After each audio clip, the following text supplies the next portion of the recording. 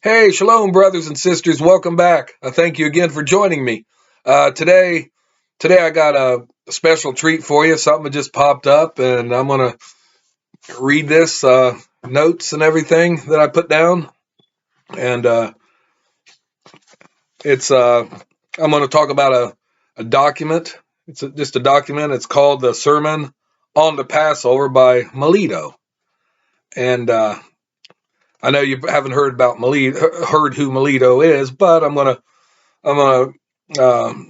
tell you who he was, what position he was, things like that, and also what he wrote. And it's very interesting. Okay, uh, this document, the Sermon on the Passover by Melito. He was a bishop of Sardis. He passed away in 190 CE. He provides the most extensive theological interpretation of the meaning of the Passover celebration for the early Christians. The bishop, in a highly rhetoric fashion, explains in his sermon how the old Passover has found its fulfillment in Messiah.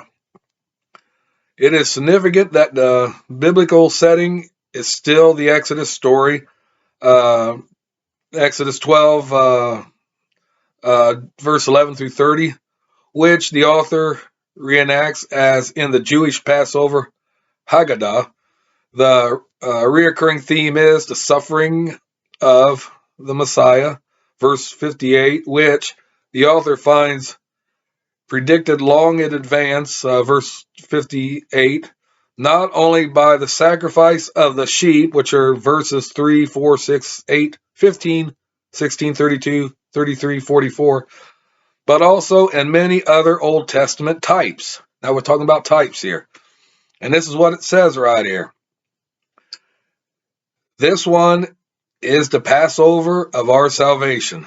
This is the one who patiently endureth many things and many people. This is the one who was murdered in Abel and bound as a sacrifice in Isaac and exiled in Jacob and sold in Joseph and exposed in Moses and sacrificed in the Lamb and hunted in David and dishonored in the prophets. Verse 69.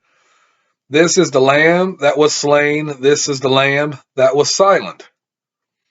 This is the one who was born of Mary, that beautiful ewe lamb. This is the one who was taken from the flock and was dragged to sacrifice and was killed in the evening and was buried at night.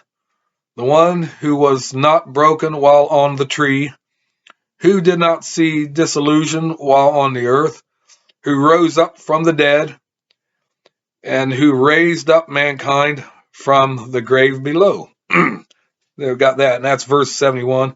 But though Melito in his sermon makes a few passing references to the resurrection, it is clear from the context that these function um, as a epoch of passion drama of the Passover. The emphasis is indeed on the suffering and death of Messiah, which constitute the reoccurring theme of the sermon and of the celebration. This is evidenced also by the very definition of the Passover, which the bishop here provides. And right here it says, what is the Passover? Indeed, its name is derived from that event. To celebrate the Passover is derived from to suffer. Therefore, learn who the sufferer is and who he is who suffers along with the sufferer. That's verse 46. The resurrection, however, did emerge in time as the dominant reason for the celebration not only of the annual Easter Sunday, but also of the weekly Sunday. The two festivities, in fact, as we shall see, came to be regarded as one of the basic feasts commemorating the different times the same event of the resurrection. It would seem, therefore, that though the resurrection is frequently mentioned both in the New Testament and the early pastorics, literature, no suggestion is given that primitive Christianity commemorated the event by weekly or yearly Sunday service. No shape or form.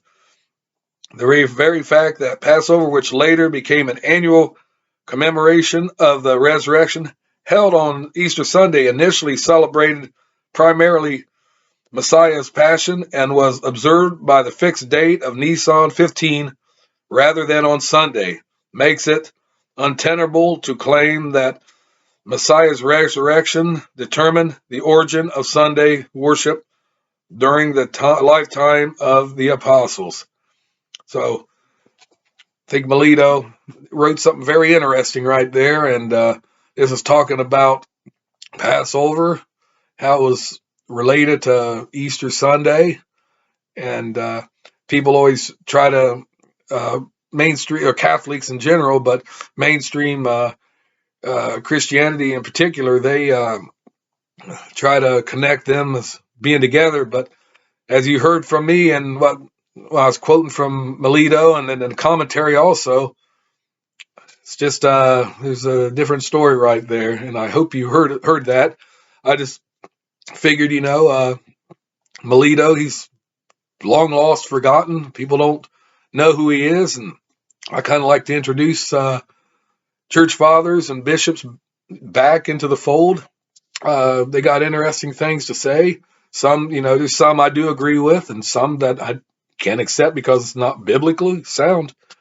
But anyways, that's all I wanted to say about that. And thank you again for joining me. And please comment below. Let me know what you think about Melito and this. And also give me a big thumbs up and hit that notification bell. I'd really, really appreciate that.